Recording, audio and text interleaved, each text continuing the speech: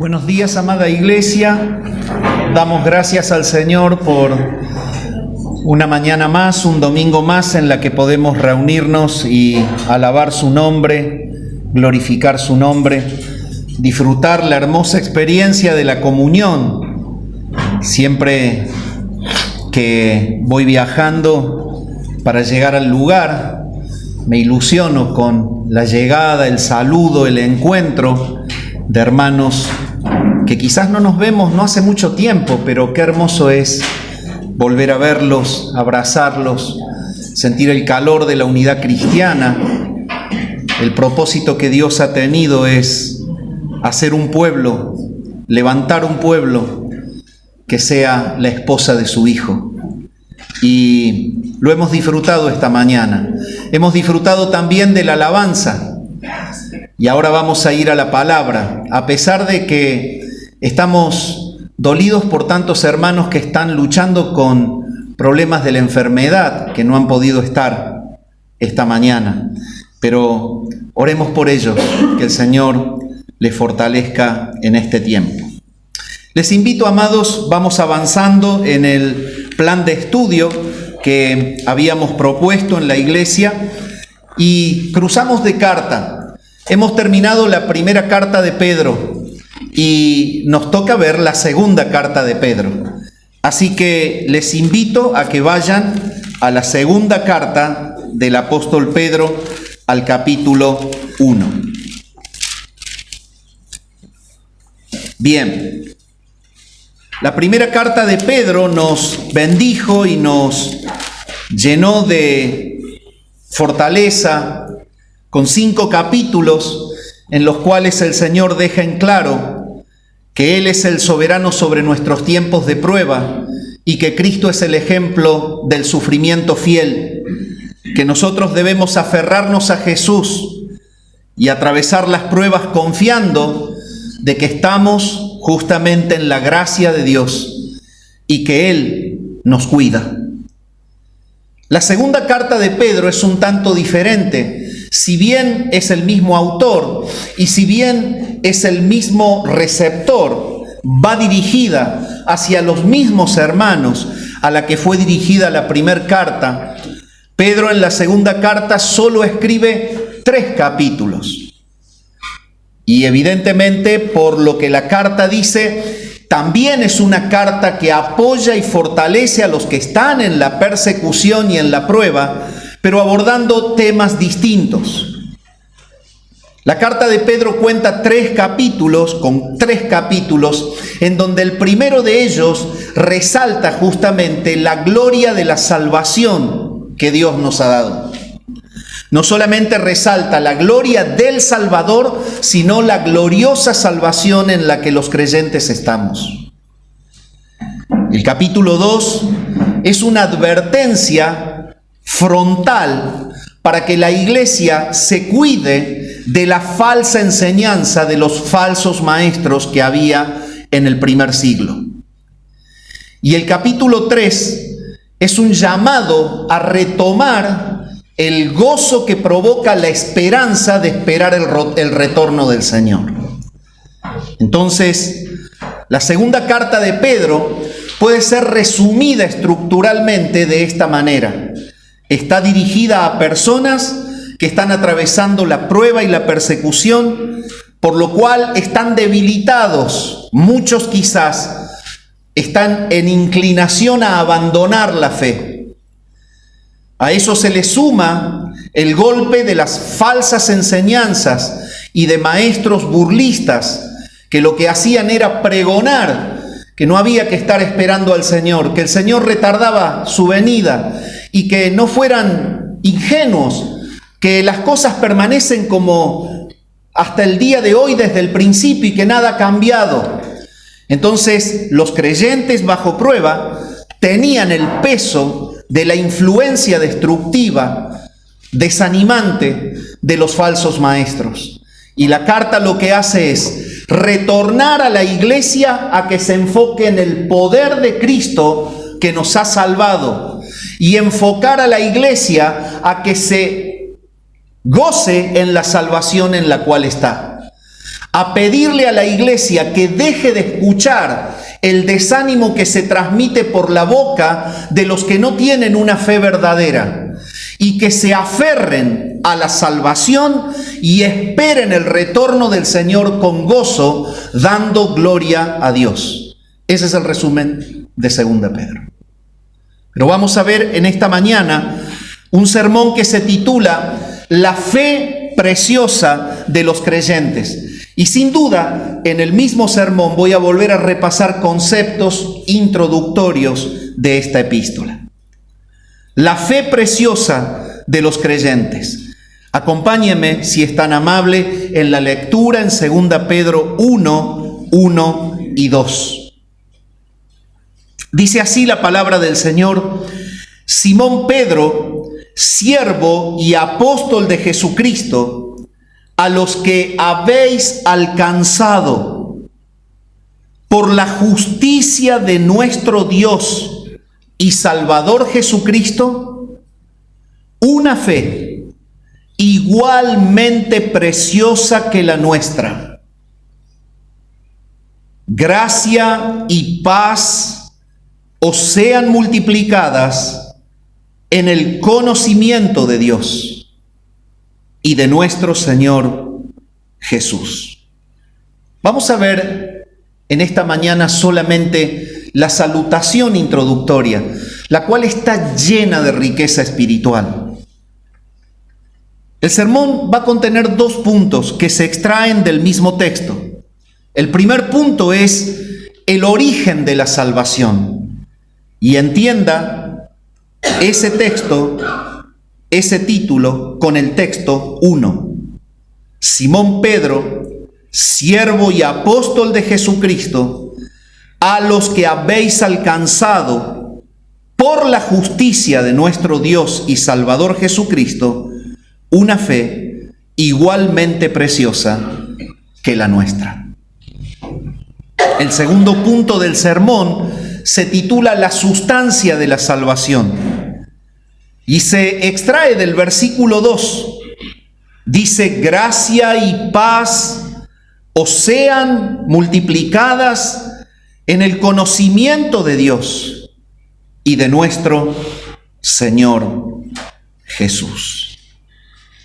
Bien, mis amados, nos abocamos entonces a ver el origen de la salvación. Y lo que la palabra está mostrando aquí es justamente que Pedro lleva a la iglesia a que pueda anclarse y asegurarse en una salvación verdadera y permanente, que es la que ellos poseen por la gracia de Dios.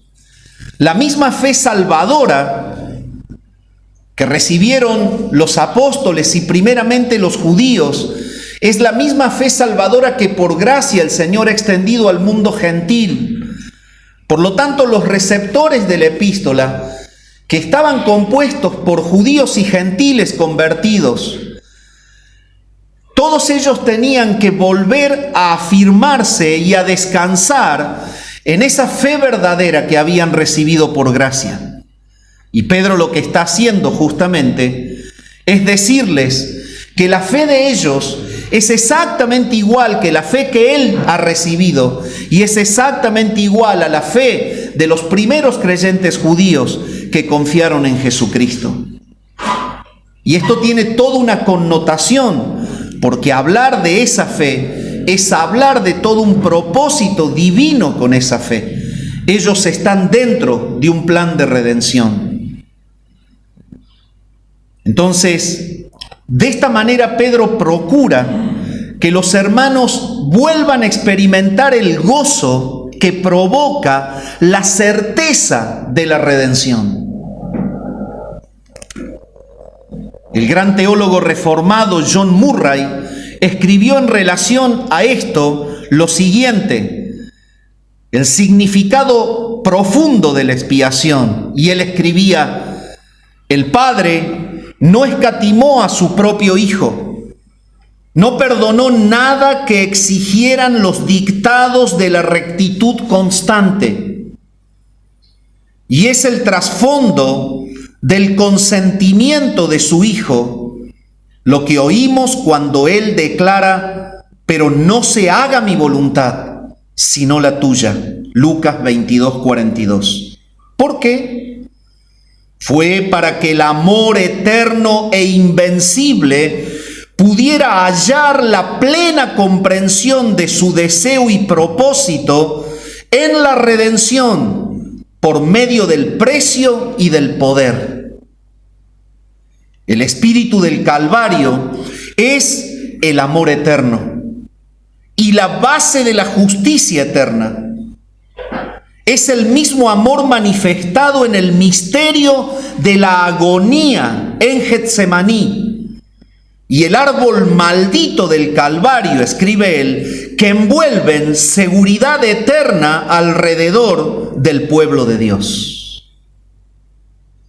El que no escatimó ni a su propio Hijo, sino que lo entregó por todos nosotros, ¿cómo no nos dará también con Él todas las cosas? Romanos 8:32.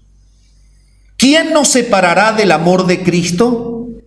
¿Tribulación, o angustia, o persecución, o hambre, o desnudez, o peligro, o espada? Romanos 8:35. Sigue escribiendo él, por lo cual estoy seguro de que ni la muerte, ni la vida, ni ángeles, ni principados, ni potestades, ni lo presente, ni lo porvenir, ni lo alto, ni lo profundo, ni ninguna otra cosa creada nos podrá separar del amor de Dios que es en Cristo Jesús, Señor nuestro. Romanos 8:38 y 39. Esa es la seguridad que una perfecta expiación ratifica. Y es la perfección de la expiación la que la afirma. Dicho de otra forma, John Murray con su escrito lleva a la iglesia a disfrutar de la verdadera certeza de la redención que hay en Cristo, un vínculo que no lo puede destruir la circunstancia terrenal, por más dura e incomprensible que ella fuere. Y es evidente que la iglesia está siendo llevada por Pedro a que miren nuevamente la salvación que hay en Jesús y que es de ellos, con una fe preciosa del mismo valor y del mismo calibre que la que recibieron los demás. Los llama entonces a gozarse en el tiempo de la prueba, porque es la prueba que Dios permite a un pueblo que es de Él. Y cuando Pedro arranca mostrando justamente esta salvación, esta gloriosa fe, él se muestra y muestra su identificación. La intención del apóstol Pedro presentándose de la manera en que lo hace es que la iglesia tenga en él un ejemplo de consagración permanente a pesar del dolor. Y entonces, con este propósito es que él les dice: Simón Pedro, siervo y apóstol de Jesucristo. En primer lugar, el nombre solamente lo menciono, es para que identifiquen la autoría de la carta y que entiendan que la autoridad de la carta no está solo en el que le escribe, sino en el Señor que lo ha enviado. Y es por eso que él hace una aclaración, para que entiendan que él es el ejemplo a seguir, él es el siervo y el apóstol de Jesucristo. Cuando dice que él es siervo, él utiliza la palabra doulos, que significa esclavo. Podríamos pensar que cuando él manda la carta, podría quizás presentarse como el gran apóstol de los judíos. Sin embargo, él somete todo tipo de identidad humana carnal en la expresión con la cual más se identifica. Él se identifica como un esclavo que no tiene derecho a reclamo ninguno. Es el esclavo de Cristo. el que está escribiendo. Él se coloca humildemente en una posición de sumisión, de deber y obediencia a su Salvador. Él se muestra como un cristiano firme que sirve al Señor hasta que Él vuelva. Y a pesar de que estamos en una salutación, esta primera frase tiene toda una connotación y vínculo con todo lo que la carta va a decir. Porque el problema de los receptores de la carta era que la presión de la persecución y el malestar de la prueba los desenfocaba de la visión de Cristo. Y mis amados, cuando hay momentos difíciles en la vida, sean personales, familiares o de la iglesia, la mirada de cada uno debe volver a Cristo y no basarse en las circunstancias. Lo que hace Pedro es que ellos lo miren como un siervo fiel, un esclavo de Jesús, que no abandona su apostolado, que les está escribiendo la carta. A pesar de su edad, a pesar de las pruebas, faltaba muy poco tiempo para que él sea sacrificado. Estaba al borde del peor de los sacrificios, pero estaba gritando a viva voz. ¿Saben quién les escribe? Un esclavo de Jesús, aquel que está dispuesto a ir hasta la propia muerte por él. Ese es el que les escribe la carta. Y mis amados, cuando estamos frente a un inicio de este tipo, debemos entender que somos llamados en esta mañana a poder ansiar esa fidelidad, en ese grado de humildad con la que Pedro inicia el recorrido por su segunda carta. Él se esconde debajo de una humildad que lo caracteriza, mostrándoles que solo es un esclavo de Jesús dispuesto a dar la vida por él. Seguidamente él se identifica como un apóstol de Jesucristo. Y esta es una expresión que provee a los lectores la confianza de saber que él era un comisionado. La iglesia sabía que los apóstoles son aquellos que compartieron con Cristo, son los testigos oculares de la vida de Cristo, son los que vieron las manifestaciones de la gloria del Hijo de Dios en esa persona, Cristo Jesús.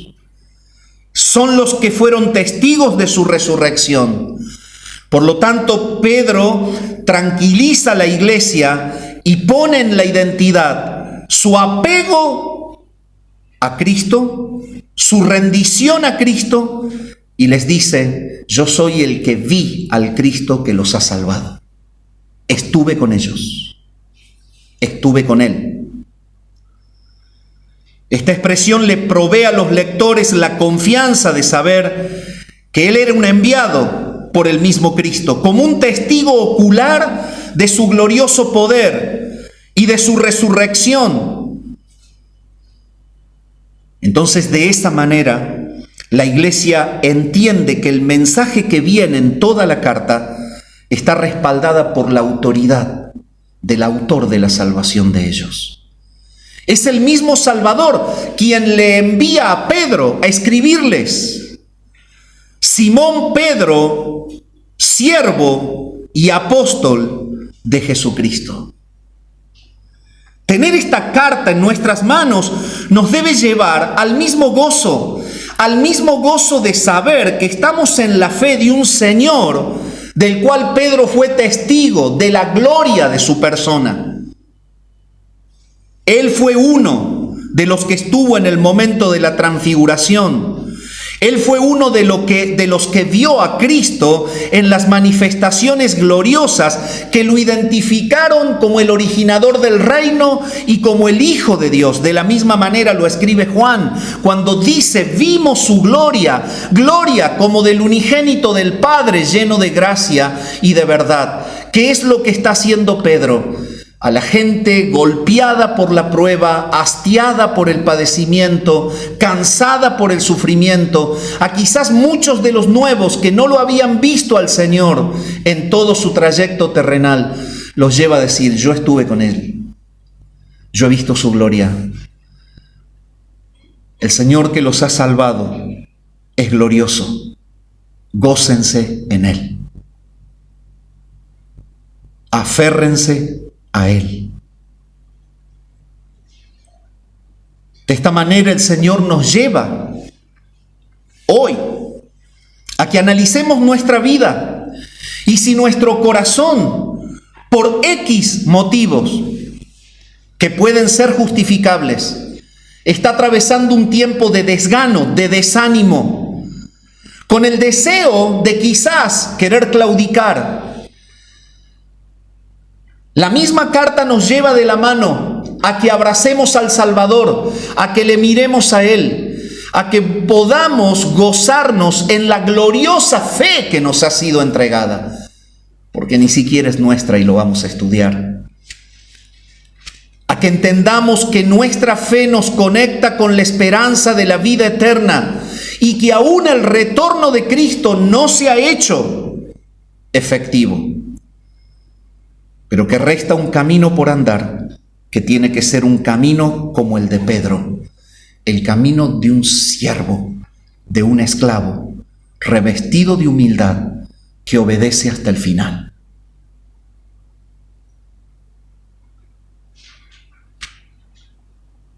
Mi amado, ese es el corazón mío, en primer lugar, tuyo en esta mañana. Es el que salta de la carta, el que brota de la epístola. Es el corazón revestido de la mayor de las entregas, dispuesto a dar la propia vida por Jesús. Es el corazón de aquel que está postrado y humillado en la gloria y en la grandeza de Cristo y que no quiere absolutamente ningún honor personal.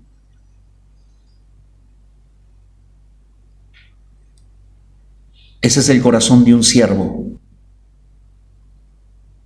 Y es el corazón que el Señor usa para transmitir este aliento. Pedro es el apóstol de los gentiles, ha estado con Jesús y los alienta a ellos. Por eso seguidamente, como les habla a ellos, Pedro los nombra y les hace ver que ellos están dentro de la misma fe.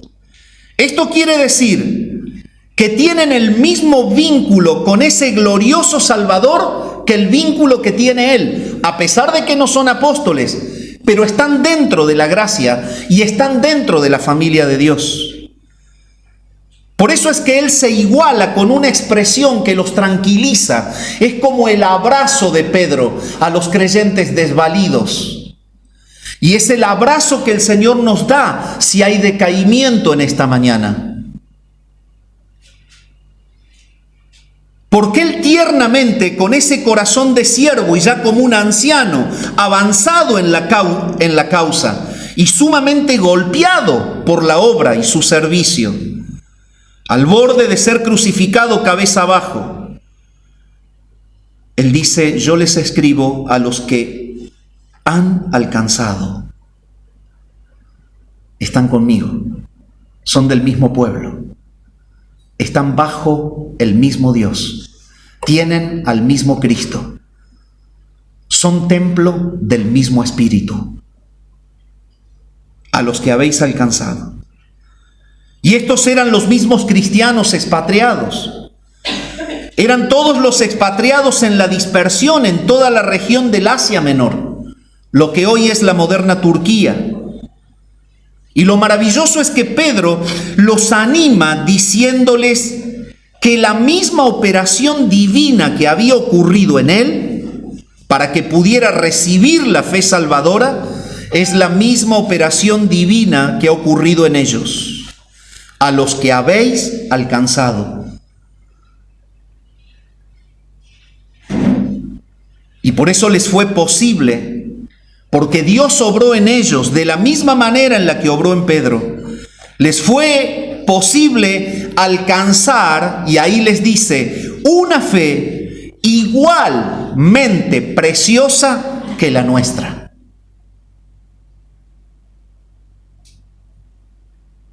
Esta expresión es tremendamente poderosa y está revestida de todo un contexto teológico que lo tenemos que analizar. Pedro está diciéndoles a través de la expresión habéis alcanzado, que es extraída del griego lakchano y significa obtenido por voluntad divina. Él les dice y se refiere a que esa fe en Jesucristo no es algo que se obtiene por el esfuerzo humano. Por eso se los dice, ustedes la han recibido. El griego significa esto, es obtenido por voluntad divina. No es el esfuerzo humano lo que determina la posibilidad de esa fe. Tampoco se basa en la dignidad personal. Ellos no están en Cristo porque sean dignos para estarlo. No se basa tampoco en algún tipo de tradición religiosa, porque la fe no llega por tradición. No se basa por ningún vínculo sanguíneo con nadie, porque no se hereda. Pedro les está llevando a que se abracen al Salvador y les está diciendo que la fe que han recibido tiene el alto precio de ser una fe originada en el corazón de Dios y otorgada por gracia. Y es una fe basada en la misma persona del Salvador que Él tiene. Por eso esa fe es igualmente preciosa que la de ellos. En relación a esto, Pablo escribe y enseña a los de Filipos en Filipenses 1:29, porque a vosotros os es concedido a causa de Cristo, no solo que creáis en Él, sino también que padezcáis por Él. ¿Qué les está diciendo entonces Pedro? Entiendan que ustedes han recibido por gracia la fe, esa fe en Jesucristo, igual que la que yo tengo. Y es más que claro que esa fe que ellos han alcanzado es un don de Dios. Es un don de Dios. Pedro los está llevando a que entiendan que Dios está con ellos. Tienen la fe que viene por gracia. Están aferrados a un plan de redención del cual son parte. Y no pueden claudicar ni abandonar hasta que Cristo vuelva. Por eso los llama a que ellos entiendan el origen de la fe. Esa fe que es gloriosa. Es más que claro que esa fe que ellos han alcanzado es un don de Dios. Pablo se encarga de mostrárselo a los de Éfeso cuando él les escribe en la carta en el capítulo 2 y el versículo 8 y 9. Él dice, porque por gracia sois salvos por medio de la fe. Y ahí se los recalca, y esto no de vosotros, pues es don de Dios, no por obras para que nadie se gloríe. Bueno, pero perfecto, entonces ellos están atravesando la prueba, están siendo impactados por la burla de los falsos maestros, cuentan un alma afiebrada que está agotada, que está hastiada, que está cansada. Pedro los lleva a decirles, es hasta que Cristo vuelva. La entrega y el compromiso es hasta que Cristo vuelva. Esa fe que ustedes tienen es un don de Dios y no es producto del esfuerzo de ustedes. Ustedes no fueron a Él sin que Él los busque primero.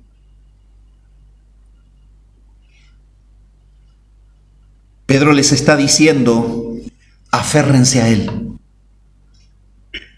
Y se los dice de esta manera, enfóquense en analizar la gloriosa fe que han recibido de parte de Él. Entonces, de esta manera Pedro es que los lleva a considerar la posibilidad de que esa fe gloriosa sea otorgada a ellos. Y ese es el sentido de la línea que sigue en el escrito. Esa fe está ligada a la justicia de nuestro Dios y Salvador Jesucristo. Es la fe que está ligada a la justicia de nuestro Dios y Salvador Jesucristo. Por eso dice, y lo conectamos, a los que habéis alcanzado por la justicia de nuestro Dios y Salvador Jesucristo, una fe igualmente preciosa que la nuestra. Y con esta expresión, Pedro los anima a entender que la fe salvadora está disponible para los pecadores solo porque existe la justicia de Jesucristo. Debemos entender que si Él no hubiese dado su vida en la cruz, es imposible que nosotros podamos tener esa fe. Por eso dice, por la justicia de nuestro Dios y Salvador Jesucristo, les ha sido entregada a ustedes, o han alcanzado ustedes, una fe que es igualmente preciosa que la nuestra. Solo por la justicia de Cristo, o dicho de otra forma, los pecadores reciben vida eterna solo porque el Salvador les atribuye su justicia perfecta. Tal como Pablo lo enseñó a los corintios cuando él dice en 2 Corintios 5:21, al que no conoció pecado, por nosotros lo hizo pecado, para que nosotros fuésemos hechos justicia de Dios en él. Les está diciendo, gócense porque son justificados. Han creído en un Cristo que los justifica delante de Dios. El poder destructivo del pecado en ustedes ya dejó de ser. Podríamos conectarlo con Romanos 8:1. Ahora pues ninguna condenación hay para los que están en Cristo, porque los que están en Cristo son justificados en Él. Entonces Pedro les dice a ellos, ustedes han alcanzado esta fe igualmente gloriosa por la justicia de nuestro Dios y Salvador Jesucristo. Ser hechos justicia de Dios en Él significa puntualmente que nuestros pecados han sido perdonados en la muerte del Salvador. Pedro les lleva a valorar lo profundo de la salvación, a que entiendan que verdaderamente delante de la presencia del Padre, porque ellos creen en Cristo, el pecado no los condena más. Abre el telón de la separación y los anima a entender que están abrazados a un reino que es espiritual, es eterno, y que a pesar de que el mundo al lado de ellos se caiga en pedazos, ellos son parte de un reino eterno e interminable. Esa es la manera en la que los alienta, y por eso les dice eso. Y todo en la salutación.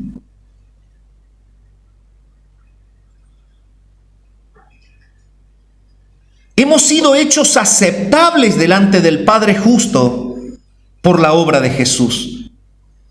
Y por eso somos declarados justos.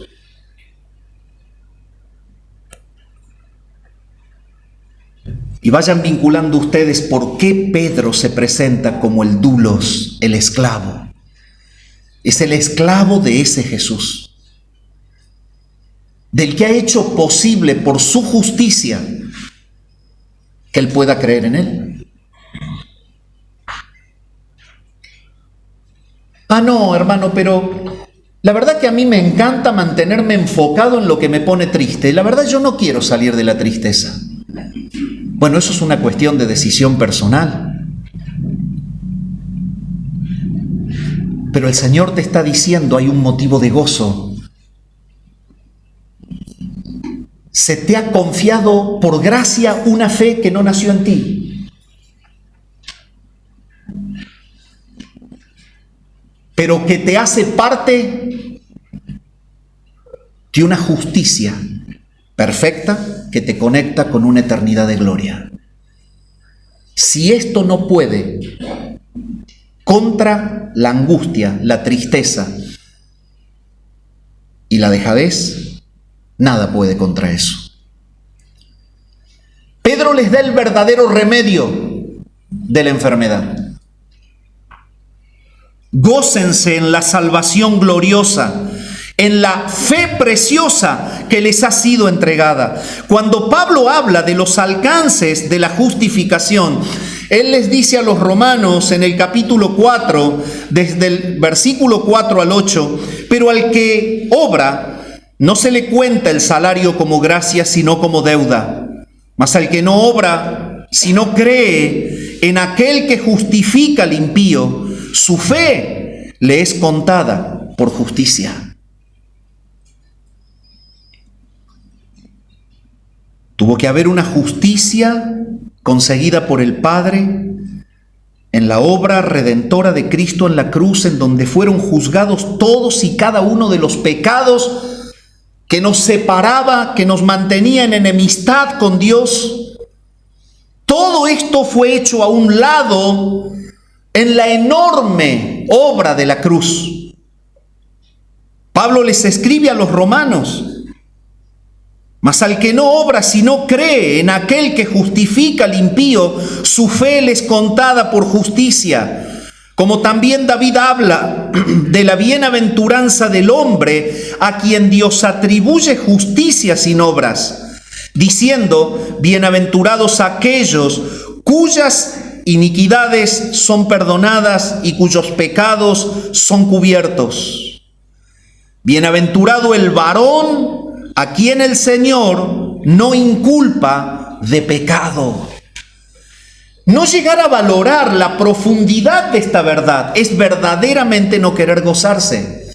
Porque si hay algo que provoca desesperación, dolor, angustia, inseguridad, incertidumbre, falta de amor, inestabilidad, decadencia espiritual, pérdida del deseo de los medios de la gracia, si hay algo que provoca un corazón oscuro que no puede sentir el gozo de la salvación, óigalo bien, mi amado, no es otra cosa más que el pecado.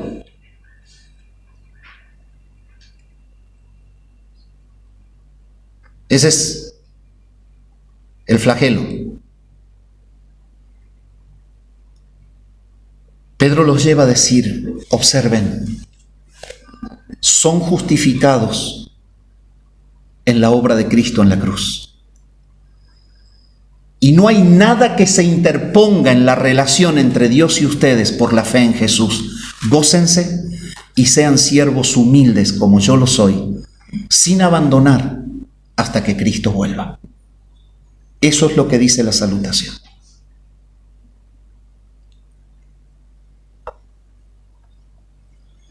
En resumen, cuando Pedro les está enseñando: habéis alcanzado por la justicia de nuestro Dios y Salvador Jesucristo. Y noten perfectamente cómo esta frase exalta la divinidad del Hijo encarnado para lograr una redención perfecta. Es nuestro Dios y Salvador Jesucristo. Cuando Él les dice una fe, está diciéndoles que si bien es el Padre el que justifica, esa justicia alcanza a todo aquel que cree en su Hijo Jesucristo, y este es el medio de la justificación.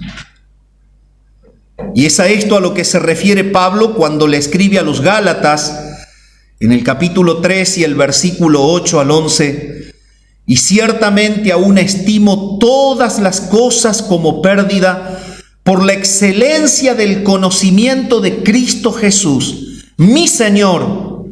Y ahora, noten cómo lo dice Pablo de una forma diferente, pero con el mismo sentido a la que nos escribió Pedro. Pedro dice: yo soy siervo. Pablo dice: por la excelencia del conocimiento de Cristo, mi Señor, por amor del cual lo he perdido todo. Ese es otro siervo. Y lo tengo por basura. Ese es otro siervo. Para ganar a Cristo y ser hallado en Él, no teniendo mi propia justicia, que es por la ley, sino la que es por la fe de Cristo, la justicia que es de Dios por la fe. Entonces, luego de explicarles que por causa de la justicia conseguida en la cruz, es que ellos pueden recibir esa fe en Él. Es esa fe la que los justifica, porque ha habido una obra de redención en la cual Dios se ha cobrado la deuda del pecado de ellos, se ha establecido una comunión, una unidad. Ellos están dentro de un reino de gracia y de paz. Pedro en la misma salutación va conectando los conceptos y los va llevando a anclarlos, a asegurarlos en la realidad de su vida cristiana. Él les está diciendo, les ha sido dada una fe por parte de Dios que está enraizada en la obra de Cristo. Él es nuestro Dios y Salvador. La fe puesta en Él, la fe que han alcanzado por gracia, los hace poseedores de la justificación más profunda y permanente. Ya no hay deuda delante de Dios en la vida de ustedes. Esto es ser salvo. ¿Es este el motivo por el cual Pedro los lleva a que vuelvan a gozarse en la salvación? La fe de ellos, Él les enseña, es igualmente preciosa que la de Él. Y Pedro les hace entender que la fe de ellos tiene el mismo valor que la de Él. Significa que entre sus escogidos Dios no hace distinciones. Tal como lo expresa Pablo escribiendo a los Gálatas en el capítulo 3 y el versículo 28. Ya ahora no hay judío, tampoco griego, no hay distinciones, no hay esclavo ni tampoco libre, no hay un varón, no hay una mujer. Frente a la justicia de Dios para con su pueblo santo, Dios no hace distinciones.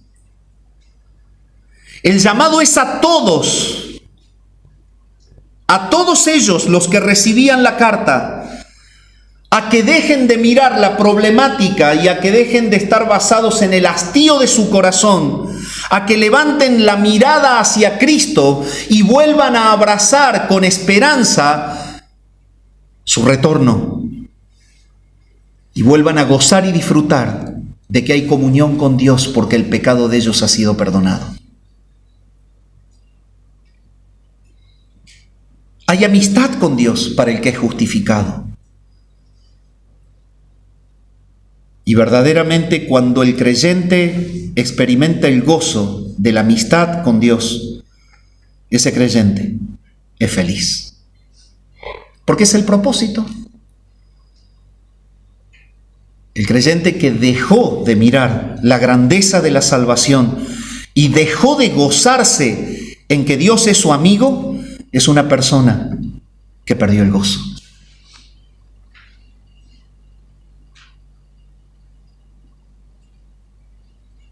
Lo que Pedro les dice, la prueba de ustedes, la que les toca pasar, se hace nada.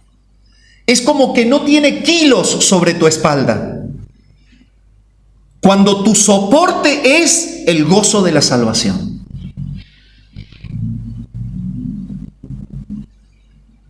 Y de esta manera, en el inicio de la carta, Pedro les alienta a los hermanos que están al borde de claudicar, que han escuchado a los falsos maestros burlarse de su Señor, descalificando la deidad del Salvador, la verdad del Evangelio, la realidad del cielo y de la vida eterna. Esta era la base de la mofa de los falsos maestros. Y creyentes debilitados prestaron su oído y se ensució su corazón.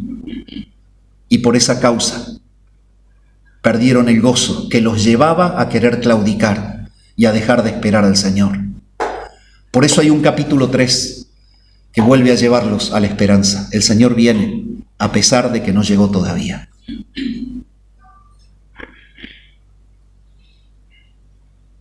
Entonces, Pedro les habla de la fe igualmente preciosa, la cual es gloriosa.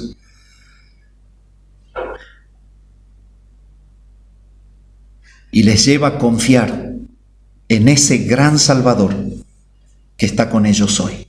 El mismo Señor dijo: yo estoy con vosotros todos los días hasta el fin del mundo. Pedro les hace entender que el que les confió la fe y el que los justificó delante de Dios está acompañándolos en el momento de la dificultad. Y mi llamado en esta mañana a cada uno de ustedes es el mismo que Pedro hizo. Mi amado, cada uno atraviesa una circunstancia complicada con raíces que son diferentes. Pero todos tenemos un mismo Señor, un mismo Salvador y una misma fe gloriosa. Esa fe enraizada en la obra de Cristo en la cruz, que ha hecho que nuestra deuda sea paga y que seamos justificados delante de Él. Y lo que debemos hacer es gozarnos en nuestra realidad espiritual y esperar al Señor en fidelidad hasta que Él venga. Pero en segundo lugar, el mismo texto nos conecta con otra expresión y otro concepto. Es que Pedro los lleva a analizar la sustancia de esa fe gloriosa. Y él les dice: gracia y paz os sean multiplicadas en el conocimiento de Dios y de nuestro Señor Jesús. Gracia y paz os sean multiplicadas. Pedro les anima a meditar que al ser ellos poseedores de esta fe, que es tan preciosa como la de Pedro, que viene por gracia, que es un don de Dios, que se hereda del cielo, que no nace en nosotros, que hace que estén conectados ellos con la vida eterna, con el regalo más grande de poder estar unidos en la vida de Dios, Pedro los lleva a pensar que están incluidos dentro de un reino de gracia y de paz. El tener esa fe los hace ser parte de un reino de gracia y de paz.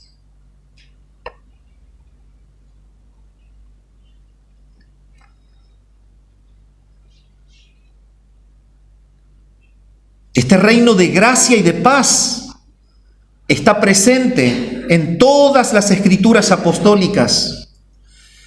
Ese es nuestro lugar. Nosotros espiritualmente, los que hemos recibido esa fe igualmente preciosa que la de Pedro, enraizada y basada en la obra sustitutiva de Cristo en la cruz, que nos justifica y que nos da amistad con el Padre y unión eterna para heredar la gloria del Hijo al final. Es lo que experimentan los habitantes del reino que se ha iniciado, y es el reino de gracia y de paz. Pablo lo enseña cuando escribe a los romanos, en el capítulo 5, el versículo 1 y 2, él les dice: justificados pues por la fe. Y noten, donde hay justicia enraizada en esa fe que es otorgada para abrazar a Cristo, el resultado es que tenemos paz para con Dios. Dios comunica la fe, por esa fe nos justifica y nos introduce en un reino de gracia y de paz. Eso es la iglesia, un reino de gracia y de paz. No es otra cosa más que eso. Ese es el diseño de Dios. Eso somos nosotros. Por eso Pablo dice: justificados pues por la fe, tenemos paz para con Dios. La justicia y la fe hablan del don de gracia. La paz para con Dios es el resultado. Y Cristo es el intermediario. Por eso dice: por medio de nuestro Señor Jesucristo, por quien también tenemos entrada por la fe a esta gracia en la cual estamos firmes y nos gloriamos en la esperanza de la gloria de Dios. Tremendo. En el reino de gracia y de paz, en donde están todos los justificados por la fe en Jesucristo, lo que existe es firmeza. ¿En qué? En el gozo que nos provoca la esperanza de la gloria de Dios.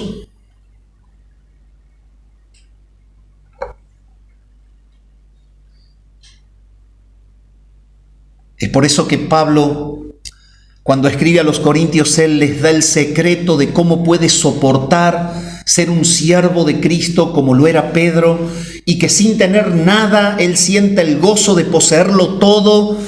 Pablo da el secreto y dice: no mirando nosotros las cosas que se ven, sino las que no se ven. Porque las cosas que se ven son temporales. Lo que tenés y lo que no tenés es temporal. Lo que te duele y lo que no te duele es temporal. La ilusión y la decepción es temporal. El ánimo y el desánimo es temporal. Pero todo cae y se espolvorea cuando levantamos la mirada al cielo y nos aferramos al Cristo que nos ha introducido en un reino de gracia y de paz. Todo cae. Pedro los lleva a ellos a que entiendan que el deseo de Pedro es que sobreabunde la gracia y la paz características del reino, y que eso emane del corazón de ellos y brote del corazón de ellos en abundancia.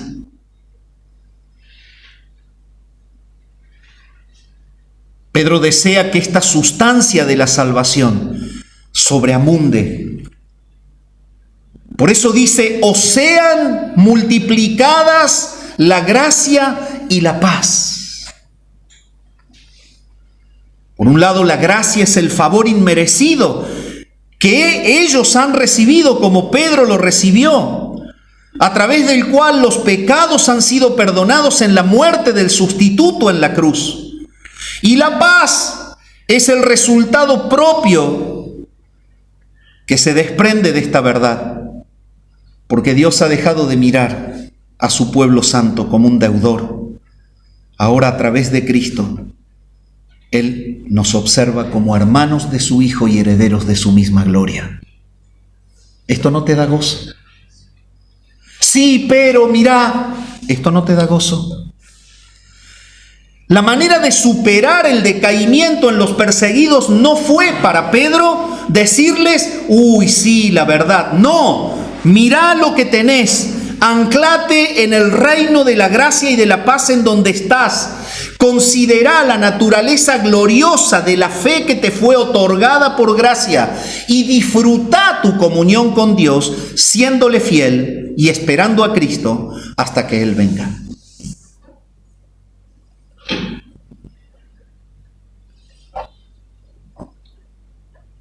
Cuando Pablo le enseña a los colosenses,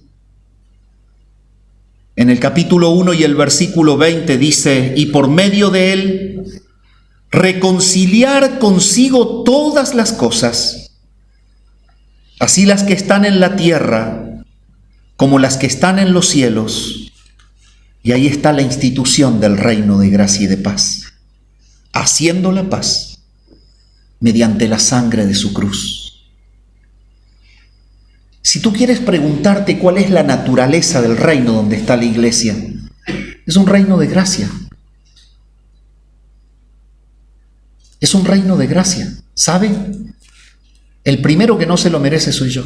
Y después, si le sirve a usted, póngase en la lista.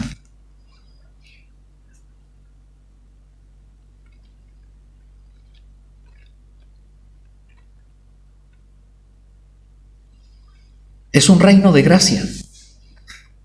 Somos salvos por gracia. Y eso debe llevarnos a postrarnos en adoración y en gratitud al que instaló el reino de la gracia, que es Dios. Pero también es un reino de paz. ¿Por qué la palabra dice que a paz nos llamó Dios? Porque Él nos ha convocado y nos ha llevado a creer en Jesús. Y ese Cristo es el que selló la paz, la amistad con Dios, porque pagó la deuda. Él es el príncipe de paz anunciado en el antiguo pacto. Él es el que establece la paz en el nuevo pacto basado en su sangre. Por eso en la cena del Señor todos toman de un mismo pan y beben de una misma copa. Es el simbolismo más claro de la pertenencia al reino de la gracia y de la paz.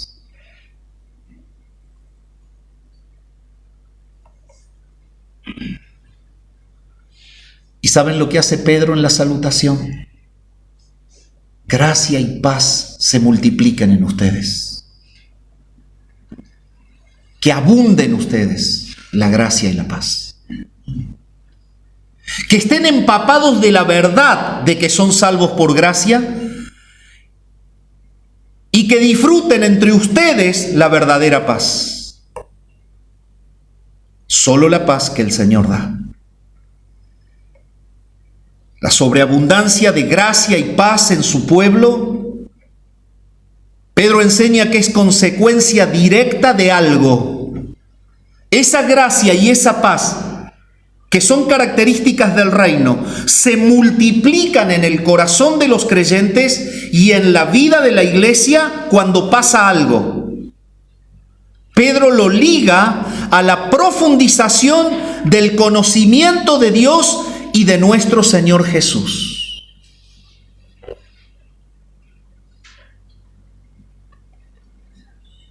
Cuando en el reino de gracia y de paz hay descuido en la profundización del estudio de las Escrituras, hay descuido en el tiempo de la oración, hay descuido de la sanidad de la comunión entre los hermanos, la gracia y la paz no abunda, sino que escasea.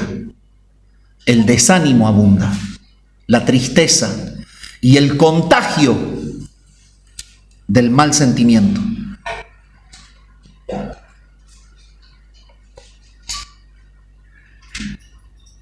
Pero cuando hay profundización en el conocimiento de Dios y de su Hijo Jesucristo, porque hay rendición espiritual, profundización en las Escrituras y una exposición del corazón a la sanidad de las Escrituras, entonces la gracia y la paz abundan en medio del reino. Este conocimiento de Dios y de Cristo solo es posible al profundizar la fuente a través de la cual Él se dio a conocer. No podemos conocerlo profundamente y disfrutarlo profundamente si no profundizamos la realidad de la palabra de Dios. Pedro está hablando que este es un reino de gracia y de paz en el cual deben abundar, sobreabundar la gracia y la paz. Pero lo dice de esta manera: en el conocimiento de Dios y de nuestro Señor Jesús. Y aquí quiero hacer un alto. Tú puedes decir en esta mañana: sí, perfecto, yo leo todos los días, profundizo, oro. Perdón, hermano, ¿tenés paz? ¿Tenés paz? ¿Tenés paz para con Dios? ¿Sí, tenés paz para con tus hermanos? Este reino es un reino de gracia y de paz. Si te has asegurado de que estás frente a la Escritura y haces el bueno, bendito y piadoso esfuerzo de tomarte el tiempo y de estudiarla, pero no tenés paz y no te sentís en gracia, solo te doy un consejo de amor. Cuando el corazón tiene pecado, está insensible a la medicina de la palabra. Arrepentite en esta mañana si en tu corazón no hay paz.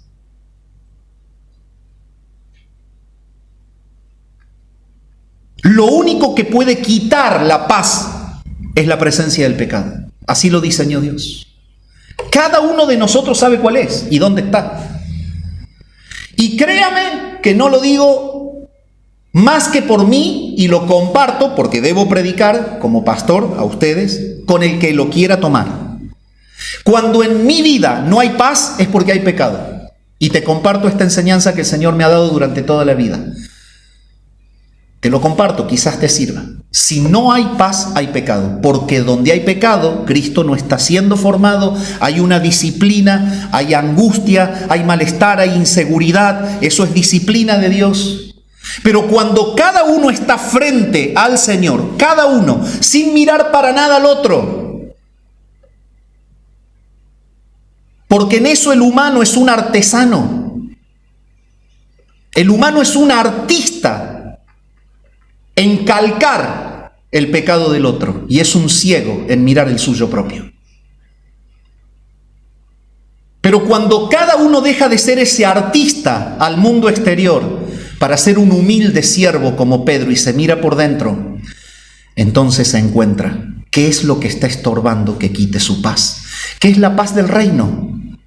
Es un reino de gracia y es un reino de paz. No puede no haber gracia entre los hermanos, no puede no haber paz entre los hermanos, porque eso significaría no estar dentro del reino donde Dios por gracia nos puso en Jesucristo. Él es el príncipe de la paz.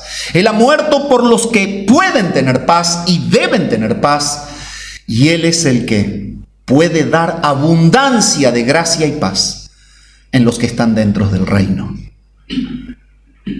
Pedro los está llevando a ellos a analizarse. Había un serio problema de pecado en ellos. Y era el pecado del abandono, del amor a Cristo, el abandono de la fe en Él, el prestar oído a la invitación de un falso mensaje que palidecía la gloria de la fe que les había sido entregada. Escuchaban el mensaje que palidecía a Cristo, que lo negaba como Dios. Él lo dice ahí, es el gran Dios y Salvador. El mensaje de los falsos maestros que estaba haciendo que la iglesia decaiga es que negaban la divinidad de Cristo y echaban por tierra la promesa del advenimiento de Cristo, desconectaban a la iglesia de la esperanza que provoca gozo, la esperanza de la vida eterna. Y entonces Pedro les llama a arrepentirse de ese pecado. Ustedes han dejado de experimentar la naturaleza del reino, la gracia y la paz, porque hay pecado en el corazón que no se confiesa.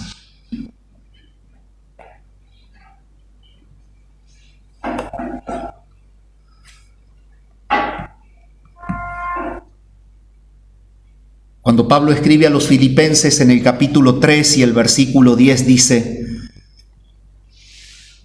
ciertamente aún estimo todas las cosas como pérdida, por la excelencia del conocimiento de Cristo Jesús, mi Señor. Ahí está de nuevo postrado en tierra, con esa expresión tan humilde de entrega total, como la de un Pedro que estaba al borde de ser sacrificado. Pablo lo dice de esta manera: yo lo he perdido todo y lo tengo por basura para ganar a Cristo y ser hallado en Él, no teniendo mi propia justicia, que es por la ley, sino la que es por la fe de Cristo. La justicia que es de Dios por la fe. Pero fíjense en cómo sigue: a fin de conocerle. Y es lo mismo que dice Pedro. ¿Vos querés sobreabundar en paz y en gracia? Conoce al Señor. Hermano, deje de decirme eso con los años que tengo de cristiano. Para. Cuando un cristiano no perdona, puede tener a Cristo, pero no conoce al Señor, porque el Señor perdonó. Cuando Pablo le escribe a los colosenses, dice: si alguno tiene queja contra otro, perdónese y perdónense unos a otros, como Cristo os perdonó. Cuando Pedro les está diciendo a ellos, sobreabunden en la gracia y en la paz, no es por el conocimiento superficial del que mira la palabra y dice: ah, sí, Dios es creador, Dios es redentor, Cristo es salvador, Él logró la obra de la redención en la cruz, todo bárbaro. Es que eso se internalice y controle mi vida, mi mente, mi sentimiento. Eso es conocer a Dios. Eso es conocer a Dios. No es intelectual, es experiencial. Y el Señor nos está llamando en esta mañana a eso, que la gracia y la paz abunden, sobreabunden en el reino de gracia y paz, con corazones que se exponen como el del salmista. Ese fue sabio. Ese aprendió que ser maduro en la fe no es mirar al otro, sino que es mirarse a uno mismo. Y él pudo decir en el Salmo: examíname, oh Dios, conoce mi corazón, mira mis pensamientos más íntimos, analiza si en mí hay camino de perversidad. Hubiese sido muy triste que el salmista dijera: Señor, te ruego para que de una vez por todas sean espolvoreados los perversos que están a mi alrededor. La humildad del salmista, que verdaderamente conoce a Dios, lo hizo enfocarse en ese mundo interno, y es lo que Pedro está queriendo decirle a los creyentes. Ustedes están dentro de un reino de gracia y de paz, que sobreabunde esto en ustedes en el conocimiento de Dios y de su Hijo Jesucristo. Mírense en el corazón y vean por qué aprender más no produce en ustedes estar más firmes. Examínense en el corazón y vean el por qué. Más tiempo frente a la palabra, más tiempo frente a sermones expositivos. No digo que sean estos, el de Piper, MacArthur, todo lo que es por redes, de gente que realmente predica muy bien y del cual se pueden estar nutriendo. El problema es qué pasa que no produce efecto.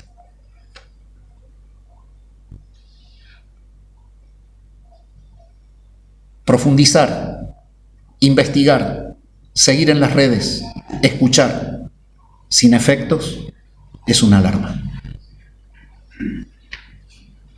Eso me pasa a mí, no sé si te pasa a vos. Lo estoy diciendo por mí. Yo tengo acá, gracias a vosotros, y sigo escuchando a mi pastor maestro muerto ya, MacArthur.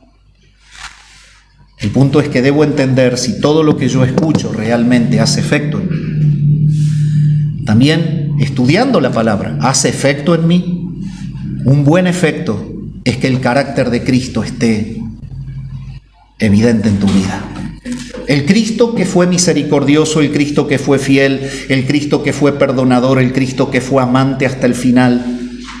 Ese debe ser el corazón que realmente sobreabunda en la gracia y en la paz. Porque lo que escucha, lee y estudia le llega a moldear el carácter. ¿Saben lo que dice Pedro? Se están perdiendo la maravilla del gozo de la salvación por estar anclado en la miseria de la decadencia. Vuelvan a mirar a Cristo, aférrense a la cruz, valoren la gracia, la gloriosa fe que les ha sido dada y disfruten ser siervos humildes, esclavos humildes, que lo dan todo por Cristo hasta que Cristo venga. No por un tiempo, hasta que Cristo venga. Así arranca Pedro su carta y así invito a la iglesia que arranquemos el estudio de la carta, siendo invitados a gozarnos en la fe gloriosa que nos lleva a ser siervos fieles hasta el fin. Padre, gracias por tu palabra en esta mañana. Nos hemos introducido en una carta tan, pero tan rica de bendiciones maravillosas que tú has dejado escritas. Señor, te clamamos que así como nos instruiste y como nos alentaste con la primera carta de Pedro, así podamos disfrutar de las maravillas que están escritas en esta carta. Gracias por tu iglesia, Señor amado, gracias porque en Cristo hay perdón de pecados y el perdón de pecados para los creyentes es aún hoy.